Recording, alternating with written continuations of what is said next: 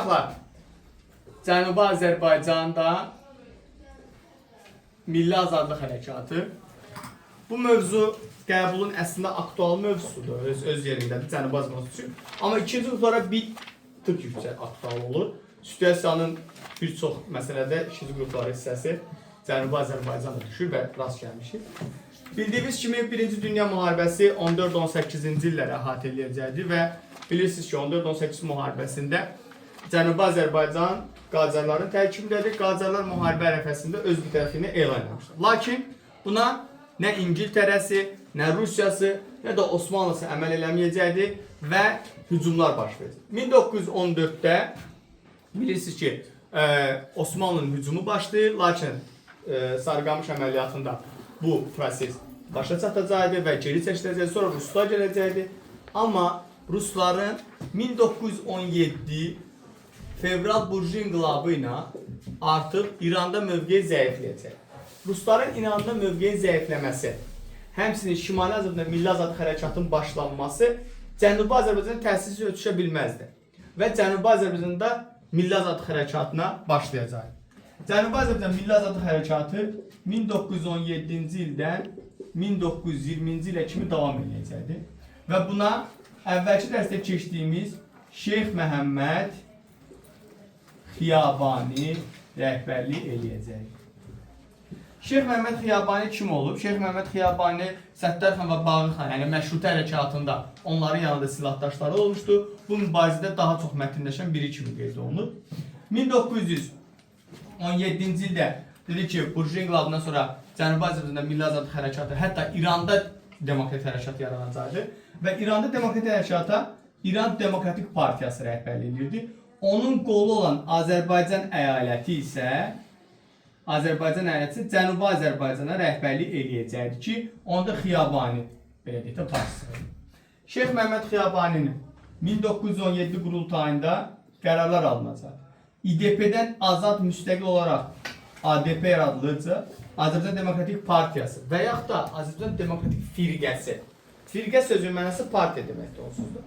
ADP yaradılacaqdır və bu ADP, 1917-ci ildə yaradılan bu ADP, Cənubi Azərbaycan Milli Azadlıq Hərəkatının rəhbər olunacaq. Burada bir çox komissiyalar yaradılacaqdır. Ərzaq komissiyası yaradılacaqdır, İyanə komissiyası yaradılacaqdır, məhəllə komissiyası yaradılacaqdır və hərəsinin özünə görə vəzifələr vardır. Ərzaq komissiyası elə adı üstündə ərzaqların toplanması və paylanması, İyanə komitəsi yenə bağışla komitəsidir. Sonra məhəllə komissiyaları hər məhəllədə ac insanları, kasıb insanları və digərlərini belə deyək də seçib aydınlaşdırıb onlara yardımlar edirlər. Və bu tipli hərəkətlər olacaq, davranışlar olacaq. 1918-ci ilin yanvarında Rus qoşunları Azərbaycan, Cənubi Azərbaycan daha doğrusu tərk edirlər.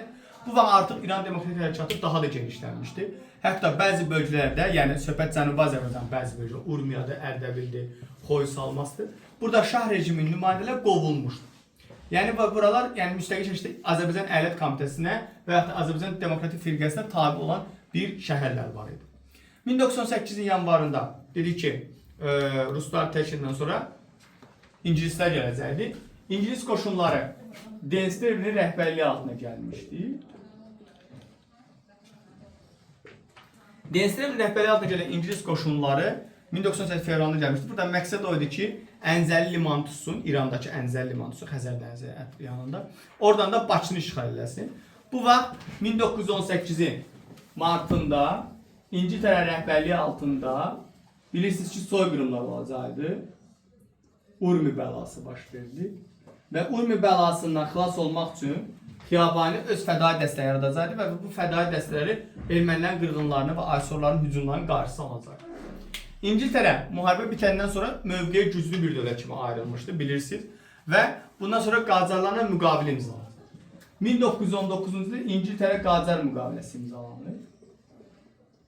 İngiltərə ilə müqavilə imzalamaq Qacarları 1801-1814-nə oxşar cəhətdir. Lakin 19 müqaviləsi bu müqavilədən fərqli olaraq Qacarların İngiltərədən rəsmi şəkildə asıllığını təsdiqləyir. Yəni tamamilə de facto asılıdır. Təbii ki, bu müqavilə yayınlandıqdan sonra demokratik hərəkatları daha da qüvvəyə gətirəcəkdir və qəbul eləməyəcəklər, üsyanlar baş verəcəklər, etirazlar baş verəcək. Bu üsyanlardan biri də 1920-ci ildə apreldə üsyan baş verir. Təbrizdə silahlı üsyan Xiyabani rəhbərliyi altında. Şah rejiminin nümayəndələri qovulur və tamamilə əyalət komitəsi Təbrizdə idarə etmələri əlinə alacaqdı və burada üsyanı idarə etmək üçün İctimai İdarə Heyəti yaradılacaq. İctimai İdarə Heyətinə Xiyabani özü rəhbərlik edəcəkdir və Xiyabani rəhbərliyi altında 20-nin iyununda İctimai İdarə Heyəti özünü milli hökumət elan edəcəkdir və Azərbaycanı İran daxilində muxtariyyət tələb edəcək, elan edəcək. Milli hökumətin rəhbəri Xiyabani olacaqdı. Burada nə olacaq? Yəni hansı qərarlar veriləcəkdi? Birincisi, pulsuz qız məktəbası Təbrizdə ilk dəfə o dövrdə çox böyük bir hadisə idi. Qız məktəbinin açılması, yəni 20-ci əsrə əvvəl Şimali Azərbaycan Cənubi Azərbaycan oxşar cəhətdir, bilirsiniz 1901 Bakıda, 1920-də demək olar ki Təbrizdə. Amma sual belə də düşə bilər. Məsəl üçün 1901 Şimali Azərbaycanda 1920 Cənubi Azərbaycana oxşar cəhət, yəni dəqiq olaraq rəqəm verə bilər. Yəni onu xatırlayın, yəni ona ehtimal verir. Sonra burada bir çox şəkər zavodunun, toxucu fabriklərin açılması nəzərdə tutulacaqdı.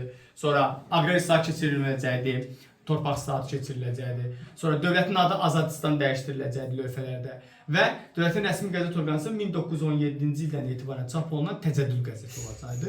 Təbrizdə Alaqapı bölgəsində yerləşəcəkdi. İran hökuməti Cənubi Azərbaycan məsələsində çox ehtiyatlı davranırdı və onun ayrılmasını istəmirdi. Və buna görə də Şah hökuməti üsyanı yatırmaq üçün belə deyək, tədbirlər görəcəkdi. Bu tədbirlərdən biri də Cənubi Azərbaycanda Milli Azad Hərəkatı zamanı onun Xiyabani fədai dəstələrin başçısı olan Haşimini ələ alacaqdı. Yəni bir növ rüşvət verib ələ alacaqdılar. Haşimi güya Təbriz ətrafındakı quldurlarla mübarizə aparmaq adı ilə Təbrizdən qoşunları çıxarır və bundan sonra Təbriz müdafiəsiz qalır. 1920-nin sentyabrında və yaxud da payızında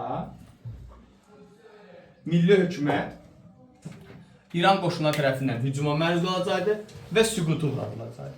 Beləliklə, Cənubi Azərbaycan Milli Azadlıq Hərəkatı 1920 sentyabrında qanla boğulacaq.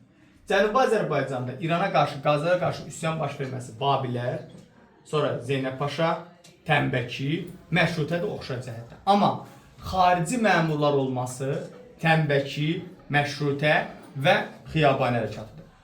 Amma bu Xiyabani hərəkatının əvvəlkilərdən fərqli cəhəti isə ilk dəfə muxtariyyət tələb eləməsi olacaqdı. Bu da sizi Cənubi Azərbaycan